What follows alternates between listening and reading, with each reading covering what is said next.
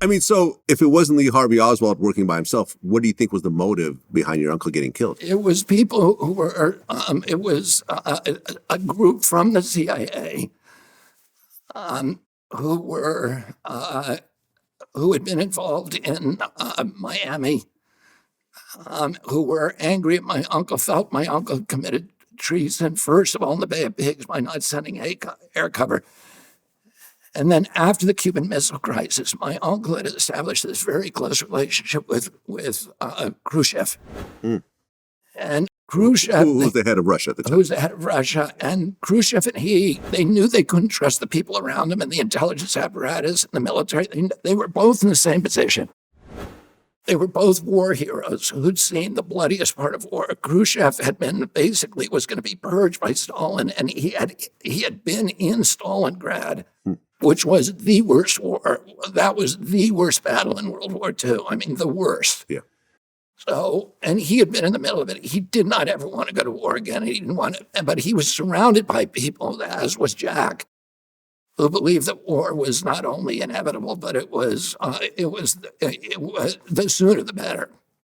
And so they figured out halfway through, 2 years in, they figured out they had to start talking to each other individually. My uncle installed a hot phone at the White House, another one at the Cape, which was red. We knew if we touched that Khrushchev would answer. So we were told not to touch that one.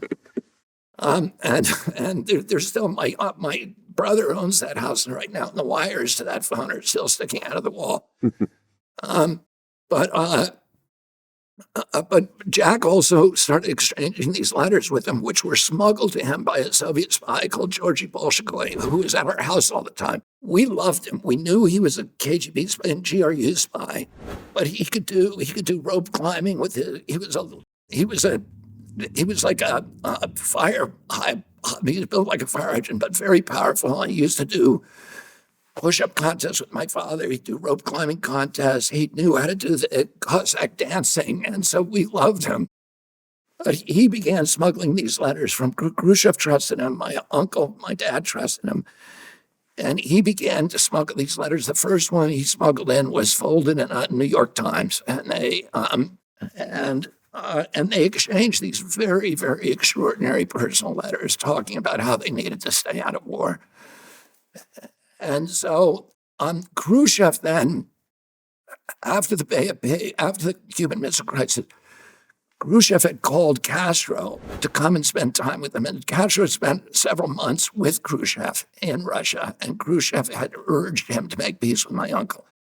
Castro had reached out to my uncle immediately after that. The day that my uncle died, Castro was meeting with his emissary at Verdadero Beach in Cuba, talking about the format to end the embargoes, which my uncle made it clear to him. I don't care what kind of government you have. It can be Marxist, communist. That's not our business. We don't want Soviet. We don't want you to be a Soviet base. Mm-hmm. So all Soviet military out, and we want you to stop Che Guevara from going in and making problems with the Alliance for Progress countries in Latin America. And that's all he wanted. Yeah. And Castro agreed to that. That afternoon, he received a call. I picked up the call, and my uncle's emissary was sitting there.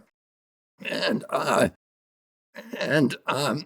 he said to him, "It's over. President Kennedy's been shot." So, they knew, my uncle did it behind the backs of the State Department, but they knew. The CIA knew what was happening. And my uncle, 30 days before his death, on October 22nd, 1963, he signed Executive Order 263, ordering all U.S. troops home from Vietnam. So he ended the Vietnam War. With the first 1,000 coming home in December, there was only 16,000 troops and advisors. They weren't allowed to participate in combat. He found out they had been, and 75 had died. And he said that morning, he said, "No more, we're done." And he ordered them all home. And 30 days after that, he was killed. So, and Vietnam was a CIA project, from beginning to end.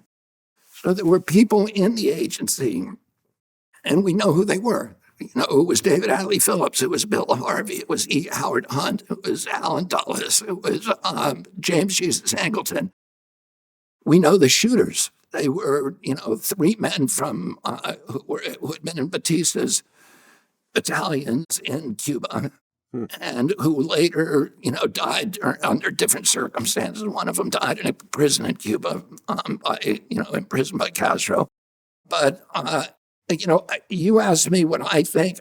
What I would say is I'm an attorney. I've tried hundreds of cases. I was a district attorney. If I had to prove my case that the CIA murdered my uncle, I'm very confident, just on the evidence that is out there now, that would be very, very easy to prove in front of any jury in America. Now, people shouldn't trust me on this. I'm not trying to convince anybody.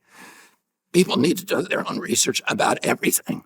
You live in a democracy, make up your own mind. But, one thing my father told me, people in authority lie. And, part of the duty of living in a democracy is to maintain a posture of constant skepticism toward any aggregation of power.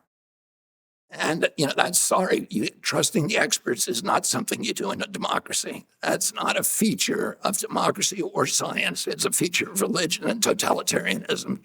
It's not a thing. Mm-hmm. The thing that we were all told to do.